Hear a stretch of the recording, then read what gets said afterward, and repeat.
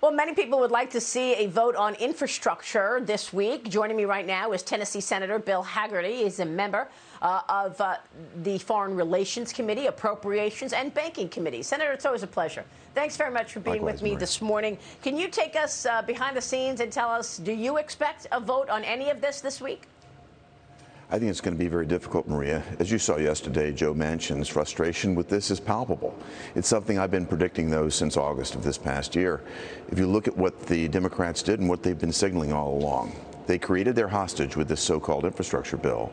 But the whole point of this hostage was to use it as a way to force moderate Democrats like Joe Manchin, like Kyrsten Sinema and others, to vote for this massive socialization of America, tax and spending spree that they've been talking about.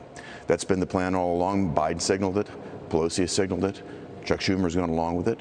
Now that they're trying to push it through, you've seen the most left members of the House really press this hard, linking the bills. Again, this is what I said would happen back in August. That's playing itself out. And this is not the way to do business, as Joe Manchin said, but this is what they're trying to play. Yeah, and you know, it was nice to see some honesty from a Democrat, Joe Manchin, to call out these gimmicks. We've been reporting that now for many months, that they say that these programs are going to sunset. We know that they're not going to sunset. They're going to be out for 10 years, and that makes the bill double the price. It's for almost $4 trillion, even the scaled-back version. I mean, what about this infrastructure plan? Do you think all of these gimmicks could change any of the 19 Republicans who actually already voted for the infrastructure plan, given the fact that it's only 11% infrastructure? You don't have any acknowledgement of the crisis at the border, and there's not a penny to pay for border security in infrastructure. I certainly think that that's possible, Maria. You recall that I stopped the infrastructure bill the moment it came out that it was not paid for, that it was in fact over $250 billion red and in the hole. That allowed 5 of my colleagues on the Republican side to move over and join me. Perhaps more would as we get more information about what's in these bills. But where we find ourselves, particularly with this massive tax and spend spree that the Democrats are pushing through now, is the zone that we were in back when Obamacare came through. You've got to pass it to find out what's in it. This is not where we need to be right now. I think that underscores the frustration that Joe Manchin was showing yesterday. So it was so obvious to me last week with all those theatrics, Nancy Pelosi walking Joe Biden through the Capitol and calling it a framework. It was obvious to me that it was just smoke and mirrors, that there was no agreement, and we still don't know what's in it.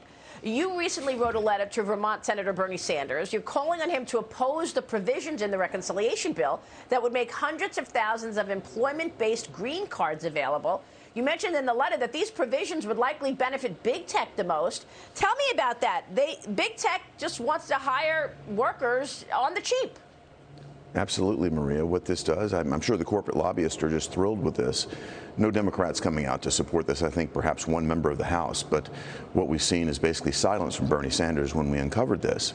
But what they want to do is basically blow the cap off of green cards for a decade and allow permanent residency here in America to bring in cheap foreign labor at a time when I've been back home in Memphis, my own state, encouraging young people to get STEM degrees, to really strive and reach hard for these jobs of tomorrow. They require technology education. We want to have these jobs for our youth. We don't want to give our youth's future to foreign workers that are going to come here and work on the cheap. Yeah, we're already giving them a whole host of debt to have to pay back our young people. I'm with Joe Concha this morning. Let me bring him in. Go ahead, Joe. Senator, I'm curious to get your thoughts on Congresswoman, Cori Bush, who says that Joe Manchin's opposition, this is a quote, to the Build Back Better Act is anti-black, anti-child, anti-woman, and anti-immigrant. If all Manchin is asking for is how do you pay for this, what's in the bill, and what will this do to our debt? How does rhetoric like that, how does this Congresswoman think that by saying things like that, accusing a sitting senator of being racist or anti-immigrant, is going to change his mind somehow? I would think if that was said to you as a senator, that would only firm your resolve more, not change your mind. Well, that's true, and it also underscores the fact that she doesn't know what's in the bill.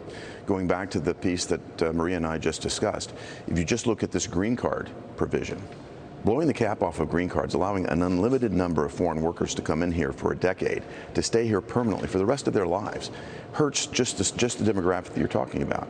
It hurts young people, it hurts black people, it hurts women, it hurts Hispanics more than anyone. It's taking those opportunities for them to move into STEM education jobs right away from them. It's going to keep them trapped. You know, if they would read what's in this bill, perhaps they would stop this rhetoric. Senator, real quick before you go, I know the Democrats are trying to move the goalposts. For me personally, I'm not expecting a vote until at least Thanksgiving. But what are your thoughts in terms of when a vote happens, and what are the chances that nothing gets done on this economic agenda? Well, Maria, the more we talk about this bill, the more difficult it becomes for Democrats to push it through. I do not think anything happens this week. I think right now, today, all eyes are on Virginia. What you're seeing happen there is a repudiation of Joe Biden's policies. McAuliffe tries to nationalize the election, and his numbers crater as a result of that. You're going to see Joe Biden come back after his apology tour in Europe. This is not going to be a nice return for him, because what he's done is precipitate crisis after crisis after crisis here in America. The American public are fed up with it. You look at Biden's polling, he's crashing in the polls. So I think it's going to be very difficult for them to come and show any momentum whatsoever. I'm with you, Thanksgiving at the earliest, and it could well be that this doesn't happen this year. Yeah. Senator, it's great to have your thoughts on all of this. Thanks very much for being here. Senator Bill Thank you, Hagerty. Maria. Always a pleasure, sir.